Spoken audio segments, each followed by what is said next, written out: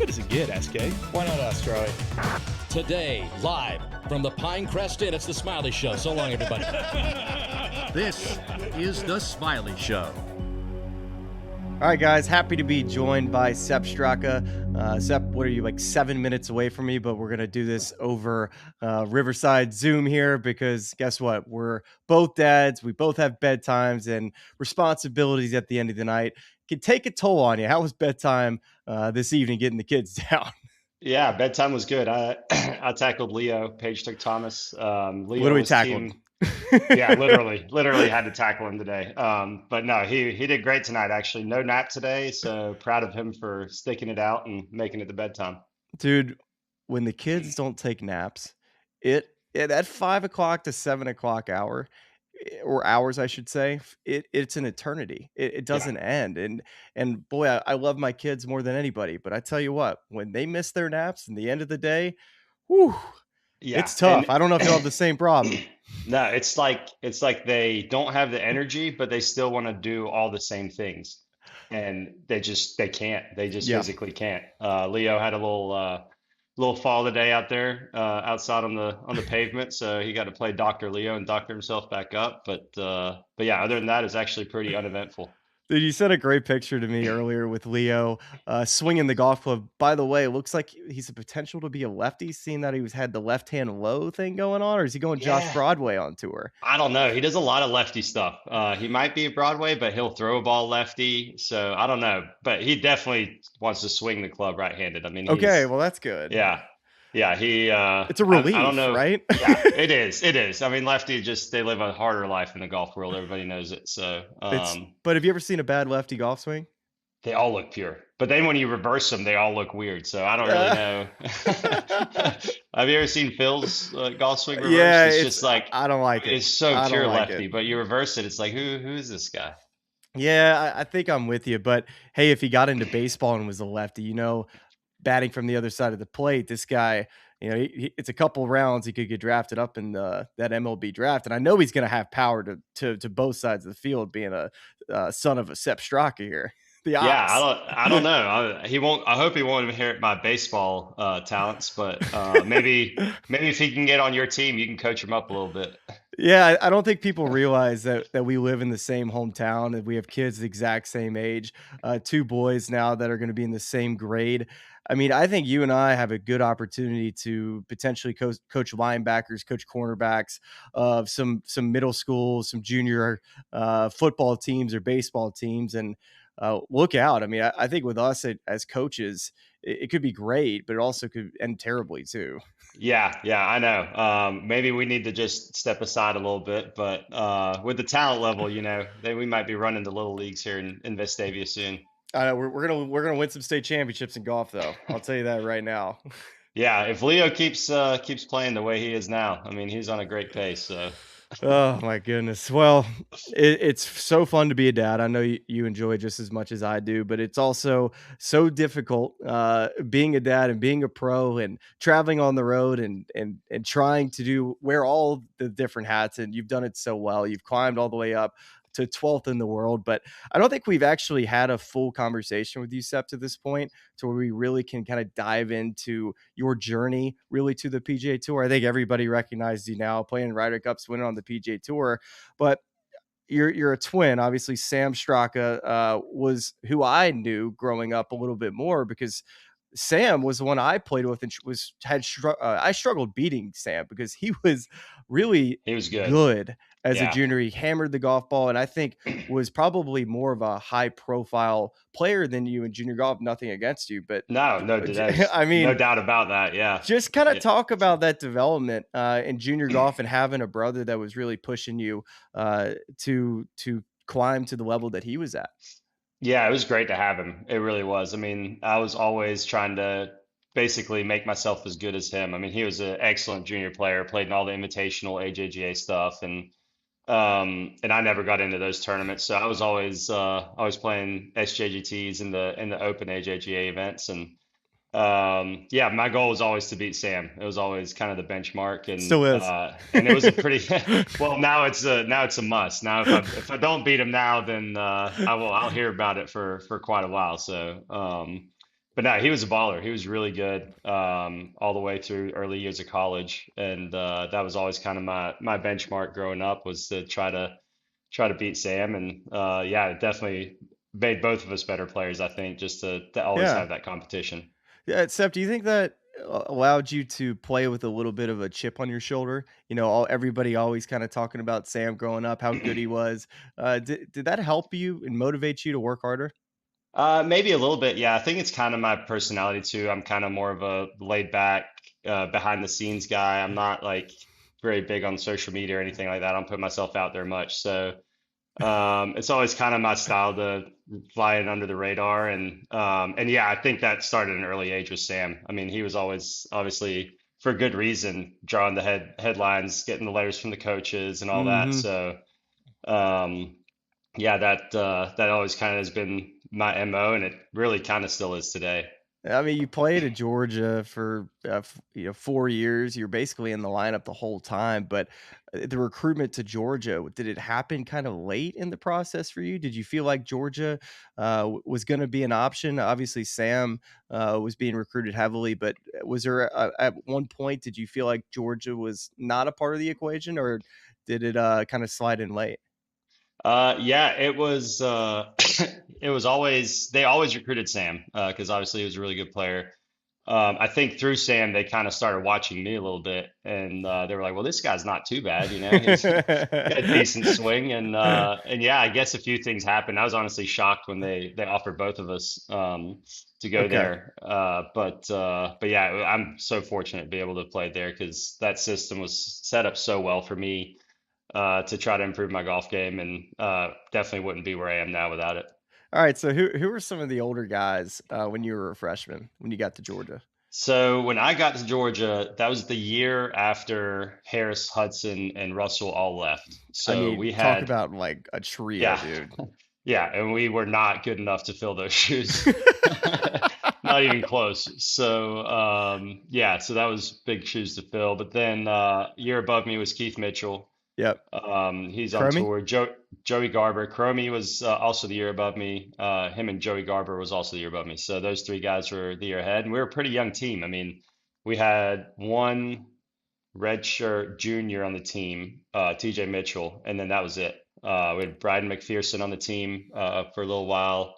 He won the British Amateur back then, and but Yeah. yeah, we were a very young team, and but it was, I mean, it was a blast. It was so much fun to get to play with those guys. What was Hacker's coaching style? Like, kind of describe how he would run a practice. He Doug, I guess I don't know. Hacker didn't do a whole lot of hands-on coaching, I would say. He was more of I'm going to set up this system for y'all to succeed. If you need Uh-huh. anything, let me know. But he's not going to give you swing advice or tell you what club to hit. That wasn't really his style. He had an unbelievable system in place that I think people that wanted to improve and play in the lineup really thrived in that environment because, like, I wasn't a very highly recruited player. A lot of schools I wouldn't have gotten to play my first few years. But at Georgia, it's all qualifying. You just qualify for each tournament. Everybody qualifies no matter who you are. If you finish top 10 in a tournament, you get exempt in the next week, just like on the PGA Tour. So Wow. that was it. I remember one year. Sam had already not been playing very well for a year or so, 2 years, and Joey Garber was the number one amateur in the world, and or at least in the college rankings. And Sam beat him out in qualifying to qualify for a tournament at Kiowa. Joey ended up going as individual and winning as an individual. Stop it. So yeah, that was pretty fun. I mean, yeah, but stuff like that happened all the time. Just if you just didn't qualify, then you weren't gonna be in the lineup. How did Sambo play at Kiowa that week? I don't think he played very well. He had one of his go-to in college was I mean, there was a few tournaments. He won a time or two in college, but other than those, he pretty much go shoot 65, then 78, and then 66. I mean, it's just kind of if you had four other solid players, he'd be a great asset because he's going to throw a low one in there, but there was always a high one lurking.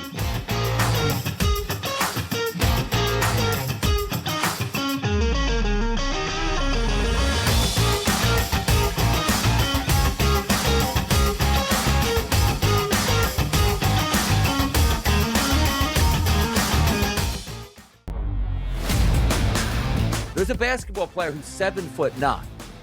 He's insignificant on his team. And quite frankly, I don't know if he goes Division 1, 2, or 3 at this point and will be significant. Joe, how can you be 7'9" and not be able to get on the court in college basketball? Shouldn't he be maybe, I don't know, the most dominant shot blocker in the history? I watched Manu Bol be a really good player at times in the NBA. The Early Line, only on SportsGrid. Italy can't make the World Cup. That's wildly embarrassed. You know, Italy, to me, I think they're like the Cowboys, right? They're the Dallas Cowboys, basically. They're this ultimate sort of public team, big merch, like, you know, monsters. That's a good one. Yet they really haven't won in a while. But we're talking about a world superpower. Game time decisions, only on SportsGrid. Last year, this is kind of where Kalshi got on the radar, I think. They started with the Super Bowl last year, right, where they started taking a little bit of betting on the Super Bowl, but March Madness is where it took off. And over the course of the entire men's and women's tournaments last year, they took about $500 billion in trades. This year, first weekend, Thursday through Sunday, they're already past $1 billion traded. Newswire, only on SportsGrid.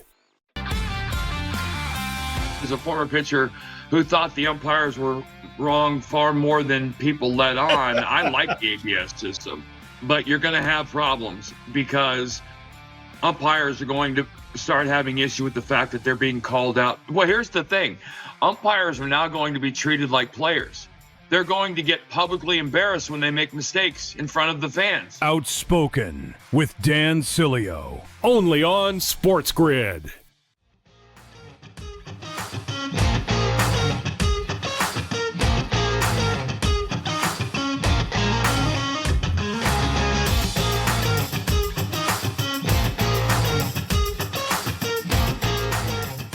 I mean, if you've been listening to this interview long enough and you didn't know who Sepp Straka, you never listened to him talk, but all you saw him play was at the Ryder Cup on the European team, you start to realize, like, wait, should he be wearing the red, white, and blue? And you're like, well, yeah, I mean, he's got a nice southern drawl to him from Valdosta, Georgia, but of course you got your Austrian background with your parents.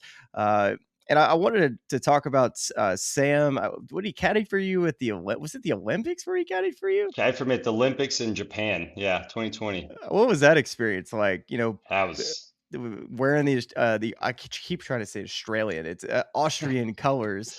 That had to just be so cool. You know, being an American boy, but you know, with your parents and their background, it's got to be something that you both were very proud of. Yeah, it was awesome. I mean, it was a blast, especially to have Sam on the bag there. You know, we started playing golf in Austria. We played on the Austrian junior golf team, played in the European boys team championships for Austria. So What year was that? Like, how old were y'all? the European boys, we were probably 16 at the time. When'd y'all get to Valdosta? When we were 14. So we went back that summer and played, Gotcha. played over there. That was in Prague. That's why y'all are so fluent. Is it what language is it? Is it German? Yeah. German? Okay. Yeah. So yeah, we lived there till we were 14, but we kept playing for Austria in all the team events, and so that was really special to have him on the bag there that week. We had a great time. But where did y'all play in Austria growing up? We grew up just south of Vienna, at a place called Fontana. It was an awesome track. They had a European Tour event there every year, so that was our first experience of watching golf, was going to that tournament and watching Monty, and Marcus Breer was the Austrian legend that he won it one year, and it was a blast. What was the weather like there growing up as a kid? So summers are great. Summers are pretty hot during the day, cools down to like the low 70s at night, maybe high 60s. And it's pretty pure. Yeah, so I mean, it was great. Pure. Summers are perfect. Spring and fall are good too, but winters are definitely cold. There was probably about 4 months where you couldn't play golf at all, and then 1 month on either end where it was a bit dicey. Gosh, what are your memories like all the way up to you're 14 years old? So it's got to be somewhat like it feels like a past lifetime growing up in a different country.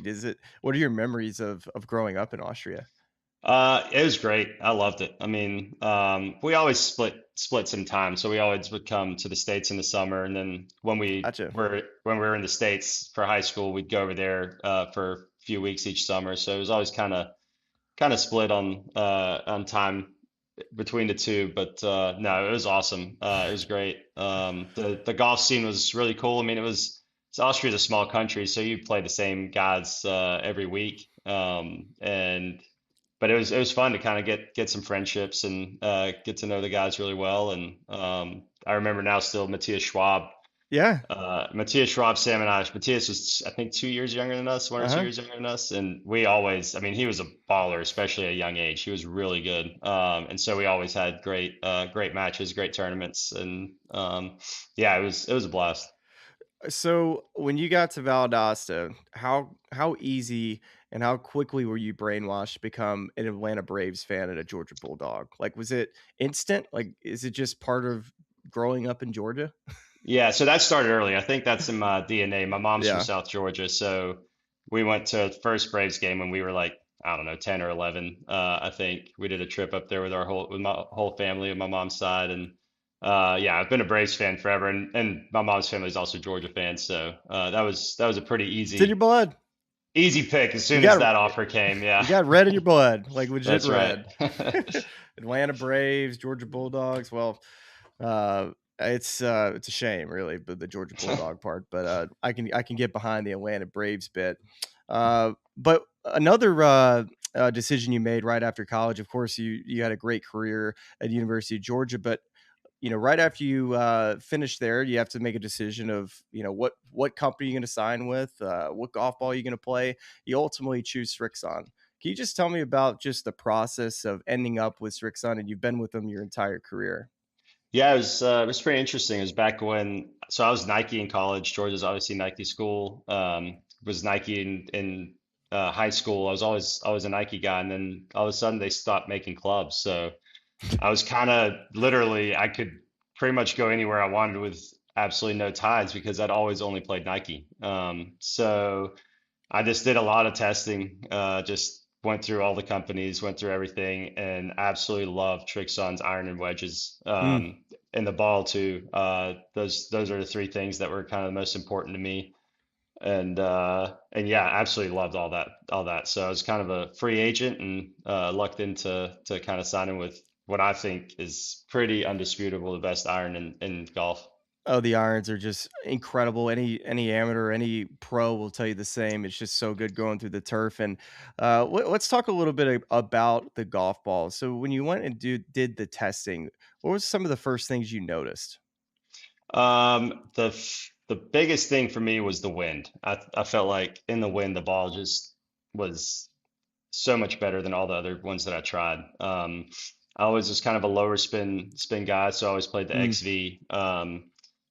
But I just thought the wind hardly touched the golf ball, especially the smaller, puffs of wind that you would get that are unexpected. I felt like it kind of just went right through that better than any of the other balls that I tried. And Right. rarely do you ever play around a golf without wind. So I thought that was a pretty important part. It's good when it's Z Star, and there's two options now too. And I know you and I have had like a ton of discussions about which golf ball you play and why. Right now you're playing the XV, which is the red, and then also there's the XV Diamond, which is the gold. And I know you've played both. And just tell me about what you like in the XV golf ball, and if you ever did play the Diamond, what would be the reason why?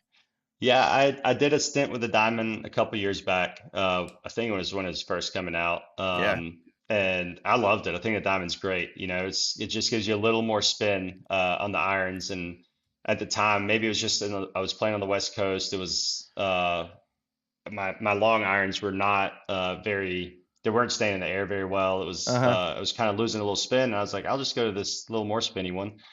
And it was great. I loved it. It was incredible. Still in the wind, performed unbelievably well. And it was awesome. And then after a few months, I did a little bit of work on my golf swing. I think started hitting them a little more crisp and was seeing a little more of that spin come back. So I went back to the XV. But Right. such a great option to go to if you're looking for just a little more spin.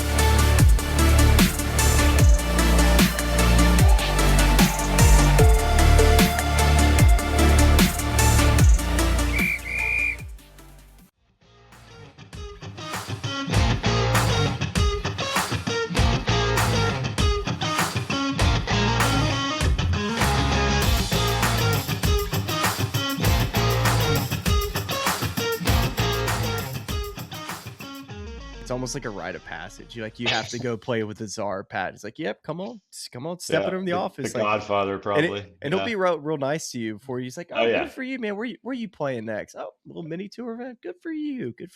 All right, so we're gonna play $100 a hole today, Yeah. and you could double it at any time. Like that is seriously like how it goes, and every mini tour guy's just like. Yeah. Oh yeah. I know. But it's good. It's good to get your teeth kicked in over there. Absolutely. He's a blast. He's one of my favorites. You certainly learn how to compete. That's for dang sure. All right. So I was actually going through your Corn Ferry Tour because I was curious because I needed a refresher on it. I remember you had won in Kansas City, and I couldn't remember if that was your first year on the Corn Ferry, but it wasn't. You had one prior year where you're kind of just hanging around like 70 to 80 on the money list the whole year. It seemed like a year that was just stuck in neutral, but you kept your card the following year. But the next year wasn't that good because I was looking at the results, and before you had won in Kansas City, man, I saw that you were 130th on the points list, 7 more events away from basically going back to Q school. I mean, where was your mind at heading into Kansas City? Because things obviously clicked and you needed it. Yeah, that was a big win. That was incredible.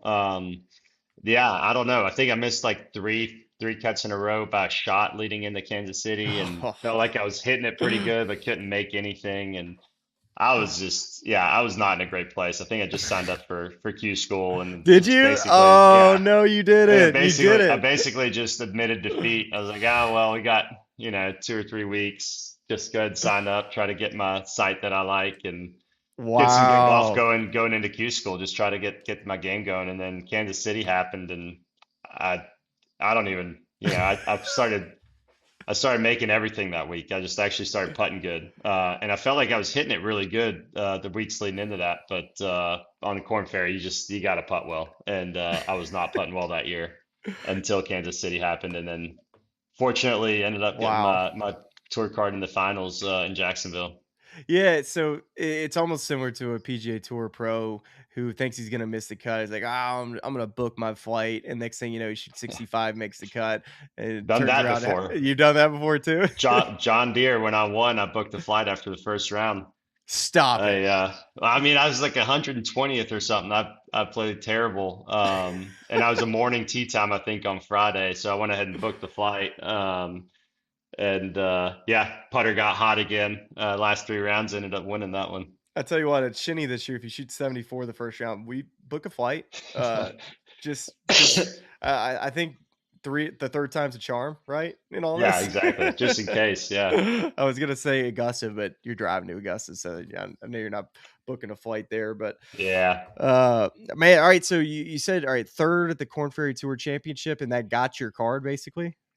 Yeah, so I think it was 3 Corn Ferry Tour finals that year. The first 2 played okay, but nothing special. And then that week, it was okay. So I was looking Atlantic at the results. All right, so that last event you finished third. Was that Atlantic? Mhm. That was Atlantic Beach. Atlantic Beach, yeah. Finished third of the last one, and ended up sneaking in. I don't know if I finished 21st or 22nd on the finals money list, and that was another special. It was a nice month of golf for me there. That kind of completely changed my trajectory of my golf career. Yeah, put it in a little perspective here. So that Sunday, heading in, or just that week, it looked like you were playing incredible golf at Atlantic Beach that week. But still, like, what were the emotions like trying to fulfill a dream on Sunday and not screw up? Basically, it was brutal. It was just awful. Yeah, I mean, I think I was well clear. I was like way in. And almost maybe had a chance to, I think Denny McCarthy might have been winning that week, and had a chance to kind of catch up to him. Yeah. And I just remember all of a sudden I couldn't feel my arms. I couldn't feel my legs. All I could look at was like basically that number of like projected every time it just stared you right in the face. And I think on 16 I made a complete mess of it. Pretty sure it was 16th hole, maybe 17, but I made a triple bogey and ended up having to par 18 to get my card. And man, that 1 footer never 1 footers never looked as long as that one. I think was it Cam was talking about you couldn't get it lined up at the players. Yeah, that's how I felt. Yeah. Same deal. one footer. I mean, the easiest putt in the world is to tap in, and I just stood over it for a little while, just trying to figure out how to pull the trigger. I mean, it's unbelievable, man, this game. But like once you get over the hump and you get to the PGA Tour, and you get to experience it. And I would call your first 3 years almost just. I mean, of course, I'm sure you learned a lot along the way those 3 years. But just looking at your results, it felt like years that you didn't necessarily do anything great, but you didn't do anything necessarily bad either.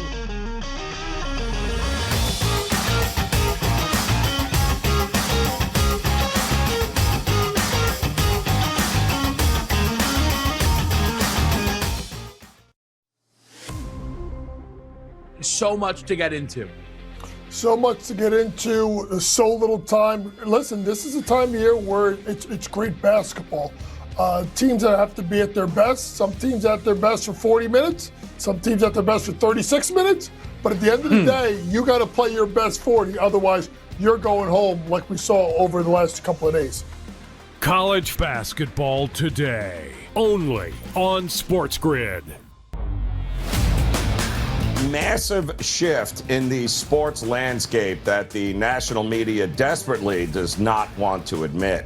And I am talking about Major League Baseball officially overtaking the NBA as the second most popular sport in America. And the momentum has completely flipped. Numbers don't lie. The Early Line, only on SportsGrid. Myles Garrett's getting traded, and I think the Eagles make the most sense for the trade. The Browns need a wide receiver. They do. They need as many picks as possible. The Eagles are built to win right now. So where do they pick 20 what? Do you have that? I believe it's 23. All right, so let's assume it's 23. You give up the 23rd overall pick. The Craig Carton Show, only on SportsGrid.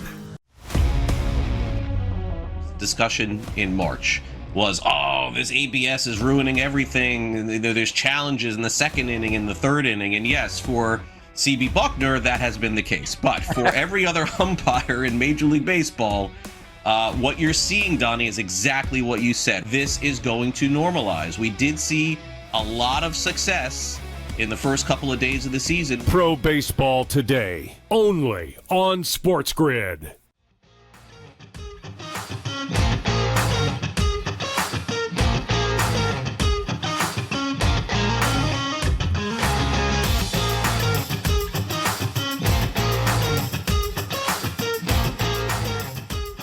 All right, let's keep working our way down. What about chipping and putting, like heading into the PGA Tour? Oh, rough. Yeah, not good. Chipping was terrible. I mean, it was a big improvement from college, but it was. I mean, I was one of the worst chippers on tour for sure. Bunker game was actually pretty good. That was the one of the few bright spots in the short game. And then putting was very inconsistent. You know, I could have a week where I made everything. I felt like I was pretty talented putter as well. You know, when I kind of got the ball started on line well, got the speed down pretty good, I was really making a lot of putts. But for the most part, I was very inconsistent with the putter. The Austrian microwave. Like to yeah, call you with exactly. that putter. Yeah, it was pretty. My whole game, I'd say, as a whole, was pretty inconsistent, but talented in a few areas. So your first couple of years, if you missed a green in the wrong spot, short-sided, or you look at a lie in the rough and you're just like, I don't know what I'm going to do here. Like, when did you finally get with Tim Yelverton, your short game coach, and start to get some confidence or just some maybe just some better direction of how to approach the short game? Yeah, so the biggest thing for me was technique. My technique was really bad. I picked it way up with a shut club face, and and I just had no loft coming into the golf ball. So over the years, we've taken a lot of angles out. I used to do the lawnmower. I just kind of crank my right arm in and get real narrow, which is not a great way to hit a chip shot.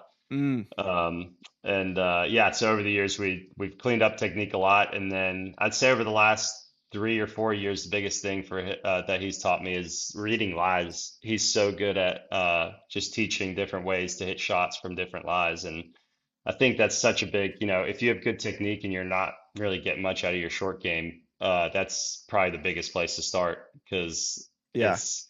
I don't hit a chip shot the same throughout the round probably, unless you're playing like Palm Springs where every lie is the same. You're probably not going to hit the same technique on more than 3 chips in a round. It's just it varies so much depending on the lie. And you were a one-trick pony there for a while? Like you For a while there, I was basically like I could hit a full flop or I could hit a chip, and that was my two options, and neither of them were very, very effective. So Was the flop a little chunky, a little diggy? oh yeah, it was really a bunker shot. It was really a bunker shot from either rough or fairway. Yeah, You didn't like dormant season, did you? I did not. The dormant really gave me the heebie-jeebies. Just some flashbacks from my college years. Oh my gosh. Where was the one at was it qualifying in Athens, what you were telling me about that you thought you had figured it out, next thing you know, you were chipping it across the green. Yeah, so it was one weekend where the team had gone off to a tournament. I didn't qualify, and I mean, I was watching YouTube videos, and I had this thing figured out. I knew what I was doing, and I told TJ Mitchell when they got back from the tournament, I was like, dude, I got this chipping thing figured out because everybody was trying to help me just somehow get out of this chipping yips. And he was like, oh, okay. So the first hole at UGA is kind of a funky green. I short-sided myself left in the fairway, and I chunked my first one, then sculled it over the green, ran all the way across, sculled it back a green, hit my putter that I'd left at my original spot. Ended up making an 8 on that hole, and already had to take an early exit out of qualifying there. And TJ just was dying laughing over there. Oh my God. I bet they were crying. I mean, you're just sitting there just internally, just like, make it stop. Yeah. I mean, at that point, I couldn't do anything but laugh. I mean, it was a hilarious time. And I striped it. I mean, back then, I bet you did. That was one of my best ball striking years I think I had at Georgia. I was absolutely flushing it, and I couldn't shoot under par because I'd make bogey or double every time I missed a green. Yeah, Doug and Coach Hack would walk away when you missed the green just to keep the nerves at bay here. Yeah, they didn't want me having any other thoughts. You know, they wouldn't even watch me chip anymore.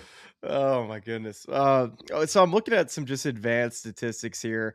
And one of the things that I find super interesting is your approach play. And you talked about, going to work with John Tillery. Of course, I'm sure y'all did tremendous work on changing some technique, how your body moves, especially the pattern that I know y'all try to create. It seems something that isn't one day to the next that y'all are trying to change a whole lot. You just seem to always be working on the same stuff. But I want to just go through some numbers here with you, Sepp. So in 2023, all the way to this year, you finished 23rd, 47th, and 12th in your approach play, which is I find to be extremely elite. So can you just kind of talk about how that part of your game is developed? And of course, you're using Strixon irons with a combo set, which I think is interesting too. You got your 4 and 5 iron being the ZXI 5s, which those things are shooting up at the moon. But just kind of talk about that iron play. Yeah, so iron play, it really has changed a lot. That's kind of the main thing that we tackled when I started working with Tillery. I was decent ball striker. I could flush it. I could hit it really good, and it was pretty. But off speed was always a struggle for me. And I had kind of a very heely pattern, so I'd get my right heel in my backswing pretty quick, and then on the way through, I'd get my left heel and kind of spun out a little bit instead of rotational. And we've basically been trying to reverse that pattern a little bit, just be a little more, I guess, effectively a little more centered in my weight distribution from heel to toe. And so you try to feel like you're not to interrupt here, but like, so when you say like too much in your heel and then too much in your heel, so when you're turning, are you trying to feel like your foot is flat on the ground, meaning like not too much pressure in your heel or toe on both sides of the swing? Yeah, so in order to kind of neutralize the pressure, or neutralize the mass, I guess, I put a lot more pressure. I would say I feel like my right foot on my backswing is sliding towards the ball. I'm putting pressure in towards the ball. Mm-hmm. And then the reverse on the downswing. It's my right foot's kind of moving backwards with the pressure, and then my left foot is pushing forward towards the ball, and it's helping me kind of turn into my left side. So that's kind of Gotcha. I guess the general thought on which way that pressure is moving for me. Okay, that makes sense. And two, your wedge play as well. That's something that I find when I look at your stats too. That is something that is greatly improved. Would you credit all of this to just the work that you and JT have done with technique, and then just wearing out the TrackMan, working on numbers? Yeah, for sure. I mean, it's been, like you said, it's nothing. We never made any like wholesale crazy swing changes. That was always my first thing when I went to him, because ball striking was the reason I was even on the PGA Tour. So I was like, I don't want to do anything crazy here. I don't want to have a different golf swing in a month than I do now. Like, let's just, and he's so process oriented anyway. So he's come up with a plan for me over the last few years that we always tweak. And it's a lot of gym work, a lot of drills in the gym, drills on the range, small stuff every day to kind of make sure my pattern is feeding the right, that I'm feeding the right pattern, not the wrong pattern, essentially. And yeah, that's just completely changed my golf game. And then from there, hammering those wedge combines and strokes gained games on the TrackMan has been huge for me. What percentage of guys on tour are doing the stroke gain combine, do you think? I don't know. I feel like everybody should. I mean, I used to hate practicing. I just go I mean, you remember when you were playing a lot. I mean, I'd be on the golf course every day. I'd just find a game and go play golf every day, and I never practiced. If I was hitting it bad, I'd go hit some balls, but I didn't really know what I was trying to fix. So my whole kind of routine around golf has completely flipped. I still play a good bit of golf when I'm home, but a lot more emphasis on the practice side now. All right, so these RTC Cleveland wedges that you have, you're gonna have to sell some people on this, because a lot of amateurs and a lot of high level players are like, you know what, I got a 60 degree and I want as little amount of bounce as possible, because guess what? That's what Sepp Straka used. He's up 12th in the world. Well, guess what, buddy? Sepp Straka he doesn't have low bounce on his wedges. He's got full bounce all the way across the board. So can you sell people on why they should have more bounce with their wedges? Yeah, I mean, unless you're one of the more talented chippers in the world, if you don't practice your chipping, you gotta just give yourself some help.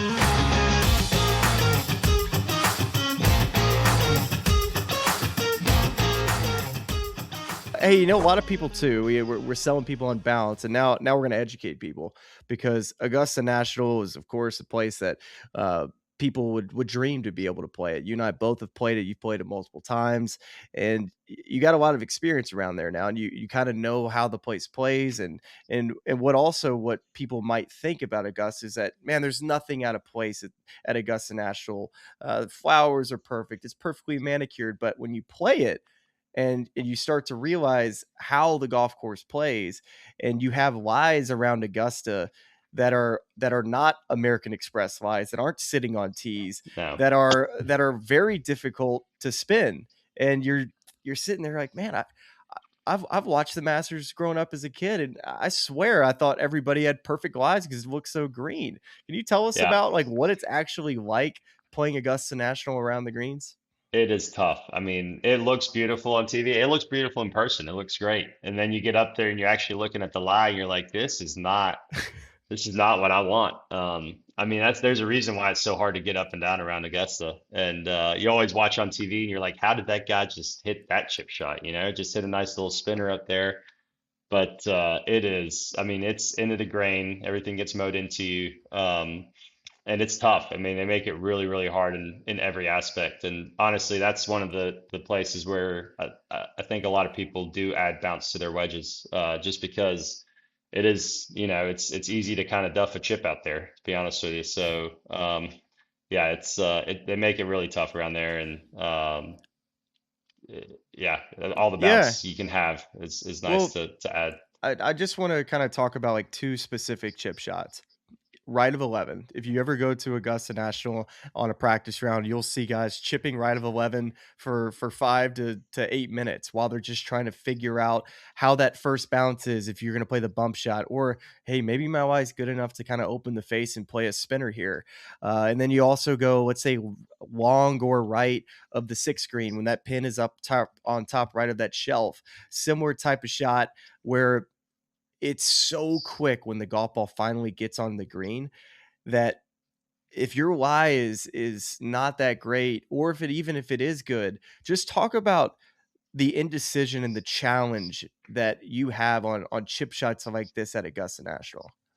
Yeah, I mean, like you just said, the greens, once it gets on the green, it's so fast, but everything until it gets to the green is so slow. You know, every time when you hit a bumper, it checks in there so hard, and it changes so much, even depending on when you're playing. Like if you just had a little bit of rain, that thing is skipping through the first to the fringe. Wow. If it's in the afternoon and it's you know, it's just a perfect day, it's going to be grabbing pretty hard. So you'll see people all week just chipping around the greens, you know, different times of day, just trying to get a feel for how the ball is going to react, because there's such a contrast in speed from the fringe to the green. And that's one of the things that makes it so hard to get up and down around that place. Does anybody ever really figure out Augusta National, like fully? I don't think so. You know, I think once you think you've got it figured out, it probably, what did Bryson say about shooting? It's a par 68 or something, and then didn't break that score until years later when he was in contention last year. So it's just one of those places where when you're feeling good and you're playing well, it just feels like you make so many birdies. And then the next day you go out there and all of a sudden it just feels like you're just grinding for pars. So it's one of those places that when you're uncomfortable or you're just off a little bit, it makes you really try to figure out how to get the ball in the hole. Gosh, I mean, it's a place that if you can find 14 or 15 greens, you're just like, man, can we just have like a chill round here at Augusta National, a stress-free round? Because that's a lot of fun. When you get in some bad spots out there, you're just like, gosh. Yeah, there's nothing better than going around Augusta flushing it, because if you're flushing it, you know, you're going to have birdie putts, and that's fun. It's so much fun to play that place when you're hitting it good. But when you're not hitting it good, you're going to get punished. 100%. Well, Charlie, I think for a guy that's on his entering his 8th season on the PGA Tour, which, by the way, how quickly did that go, Sepp? I don't know. You saying that, I thought you might have been talking about somebody else there. 8 years. So, Charlie, coming in for short-sighted. Thanks for the intro there, Smylie. Although I am a little bummed to have to inform my 3-year-old tomorrow morning who plays golf left-handed that Sepp and Smylie said, "Hey, it's over, buddy. Give it a try. Try it every game. It's not worth it." Phil did pretty good now. Okay. It looks natural. I'd flip them around if it didn't look natural. But yeah, to your point, maybe if I flip it around, I'll decide, hey, no, right-handed, no good. We can't do that. So short side, we're going to go through a little lightning round here, Sepp. We got a few kind of fun questions for you. And where I want to start is we're going to pull the curtain back here on the production a little bit. We're recording this during Houston week, but you're obviously sitting at home. You're not playing. And I'm wondering if there's any party that's missing the food at El Tiempo. Oh, man. That place is unreal. Absolutely. El Tiempo is one of my favorite restaurants in the world. The old school carnitas, they give you a little cup of melted butter on the side. Dip it in. That place is unreal. So that's a go-to. The carnitas at El Tiempo with a little melted butter on the side. Yeah. It's one of the best dishes you'll ever have. Extra butter. I love that. Okay, great. All right, so the next place I want to go is, you mentioned Fontana Golf Club. Am I saying that correctly in Austria earlier? All right. Yeah. I think that potentially one of the most important golf glove sale transactions in the history of the game happened there. I want you to tell me about when Mary sold a golf glove to Peter in that pro shop. That was actually the pro shop she owned before that in Artenton in Salzburg, just outside of Salzburg. Yeah. And my dad was from Vienna, but he was over there playing a golf tournament. And yeah, she sold him a golf glove in the pro shop before the round, and yeah, here I am. Did they just did he end up asking her on a date after? Like, what happens after the golf club sale? I think he was there maybe for a weekend or something, and they kind of hit it off. I didn't go into details or anything. So, but yeah, married for 36 years now or so. Yeah. Hey, Charlie. Yes. So you're telling me all of these guys that are playing out on the golf course, they got a chance with the cart girl, is what you're telling me? No, see, they got it all wrong. You got to go for the girl in the shop who knows a little bit about golf. You're barking up the wrong tree. You're worried about getting a cocktail. So when I pay for my round, that's okay. That's right. That's where it's got to happen. All right, guys. So there you go. Get those the price has probably gone up now. You might have to buy some irons or something. Okay, so then you all move, to when you're at Fontana, and I know you and Sam very competitive as kids. We could get to the golf, but I'm actually more interested in when you rode your bikes to Fontana, were those like some races? Like, who came out on top with the bike race to Fontana? Sam always beat me any kind of race. He was always.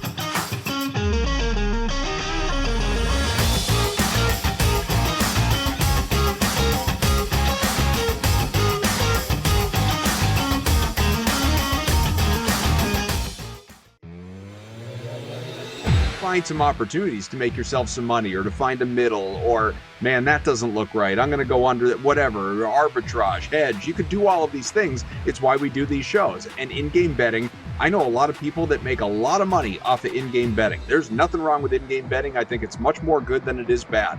But sometimes for your own peace of mind, it is okay to just walk away and check on it later. In-game live only on SportsGrid. Parlays are pretty much the reason that FanDuel and DraftKings were able to become profitable a couple years ago. Think about a straight bet that someone places on a sports book, usually about 5% hold rate for a sports book. A parlay, it's about 20%. So there's a reason that all the promos you get, all the advertisements, all centered around parlays. Newswire. Only on SportsGrid. Whatever the gap people believe is between the Dodgers and the Mets, I think that's the gap between the Mets and then the third team. I think the Mets are comfortably the second best team in this league. The Phillies are a much older baseball team with an injured Zach Wheeler. The Braves' entire rotation is either injured or injury prone. Maybe you love this Cubs team. Game time decisions. Only on SportsGrid.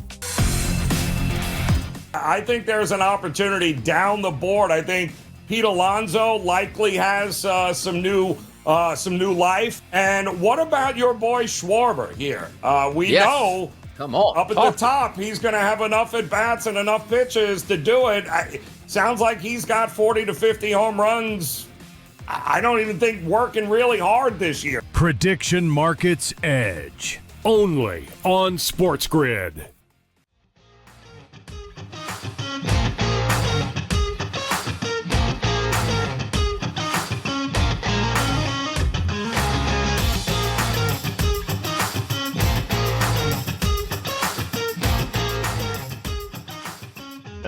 tickle him, get him to laugh is pretty special. I love it. That's awesome. Well, that's what I got, Smylie. That's all for Short Sighted. Thank you, buddy. I got one more question for you.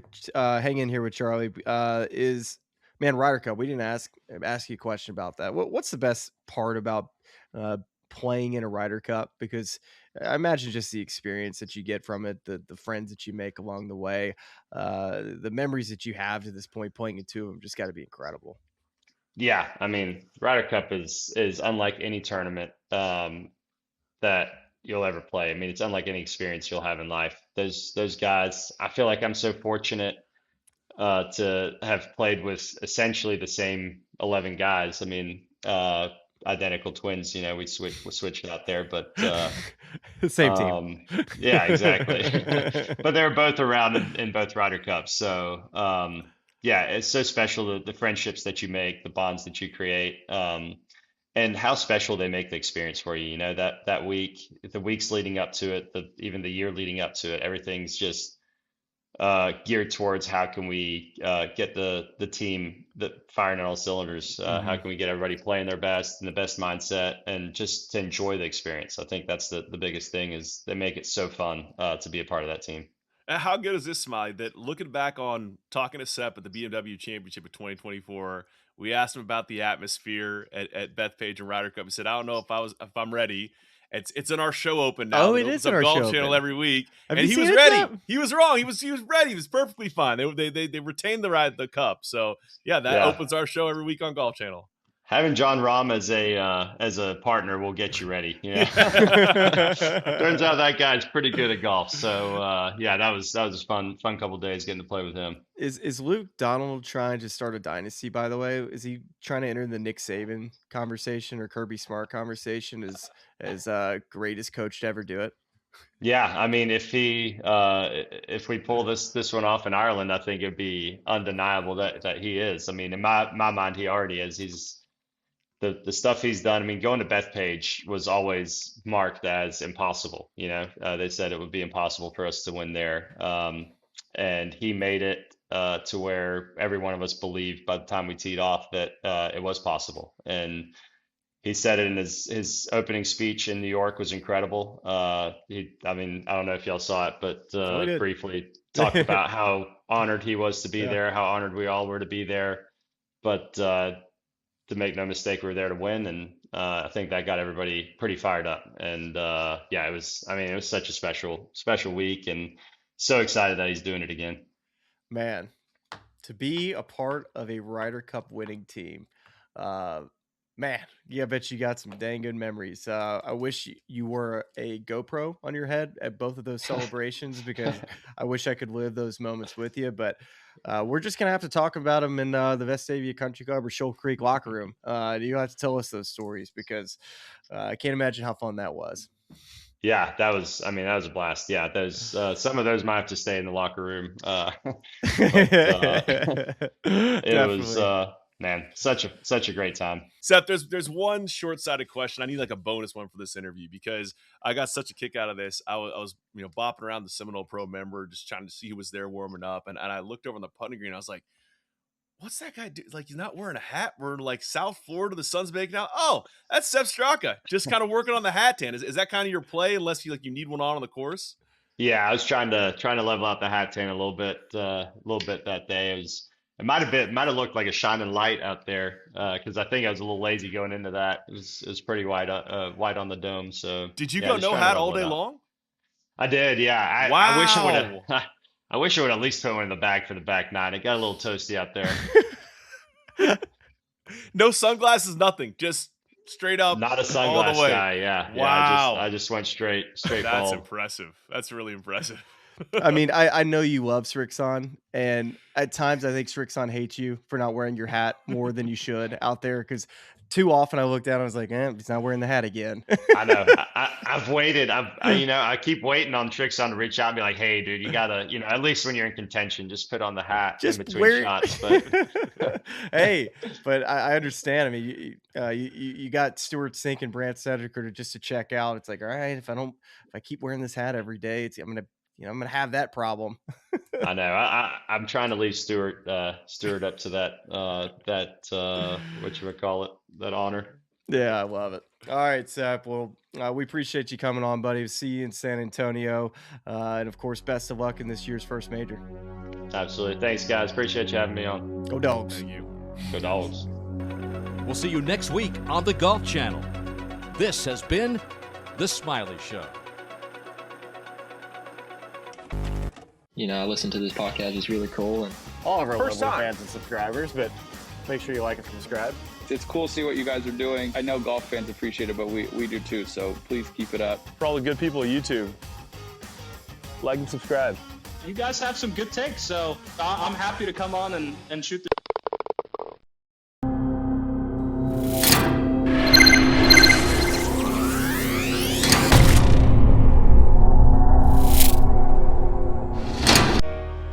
This week on Total Combat, Eddie Hearn keeps firing on the UFC. If I did the standard of shows they've been doing so far in a garage in front of 100 people, I'd get laughed out of town. Highlights from the One Championship. And Tyson Fury's dad calls him over the hill. I feel like I'm in my prime still. I feel fast, I feel good moving, I feel everything's really good. And if I was on a decline, I'd say it.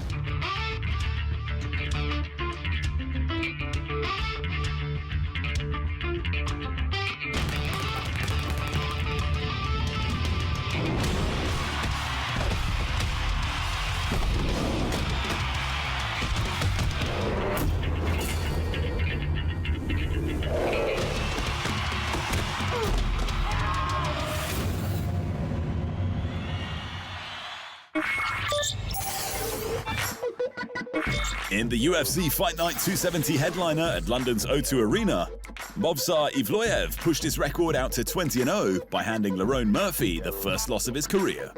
While it was a contentious majority decision, the division's top contender insists his title fight is long overdue. While Evloev clearly took the final 2 rounds, the first 3 were debatable, and a point deduction in the 4th for an accidental groin strike made the decision raise more than a few eyebrows. Even so, he backed his 10th straight decision win with the company. Maybe even if I can't finish, if I show my striking skills, maybe it will be the key to getting the title shot, said the grappling specialist. This win was against a good striker in his land, and